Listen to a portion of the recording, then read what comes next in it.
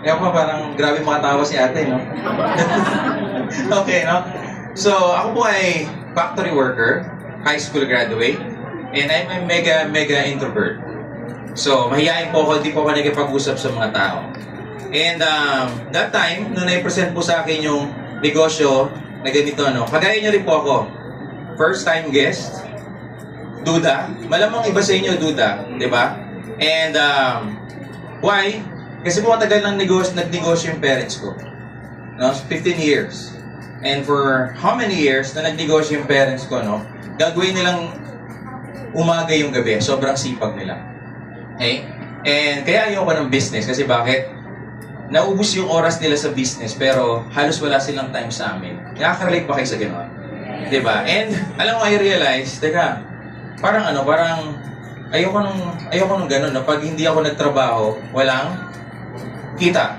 Pag nagtrabaho, may kita. Pag hindi ako gumalaw, walang kita. Pag gumalaw, may kita. So, na-realize ko mga kaibigan, ayoko po magtrabaho habang buhay sa pera. Kayo di ba gano'n? Yes, gusto niyo naman ma-enjoy yung buhay? Yes, ngayon, tonight po, gusto ko, ma-imagine po ninyo, can you say imagine? Imagine mga kaibigan yung dreams ninyo. Kung ano man yan, hindi ko alam yan, pero isa lang po alam ko, may pangarap din kayo kagaya ko. Tama ba? Yes! So I was sitting, no? At nakaganyan kay brother, ganyan. Yan, ganyan. No? And, yan po, hindi pa tapos yung presentation po, may nag-share po. Hindi pa tapos yung presentation, may nag-share. Eh sabi ko, tama no? Kung bibigyan ko ng chance to, might be, pwede rin mangyari sa akin yung sinasabi ng speaker. Tama ba? Yes. And alam niyo ba yung nagturo sa akin? Yung speaker. Sabi niya, Gab, ito yung sikreto ng mga mayaman. Alam niyo po ba, ang pagyaman sa akin, 30,000 pesos, mayaman na po yun, plus Boracay. Yun na yung Cloud9. As long as I have no boss, may time freedom ako sa sarili ko, yun na yung mayaman sa akin. No?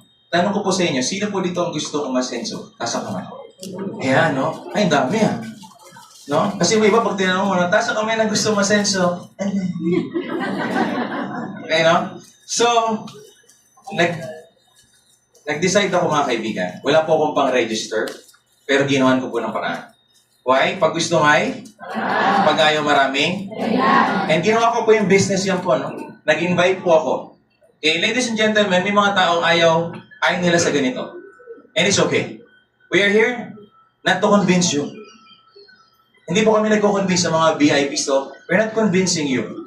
Kasi mahirap mamili, tama ho ba? Yes. Pero if you can see something na pwede magbago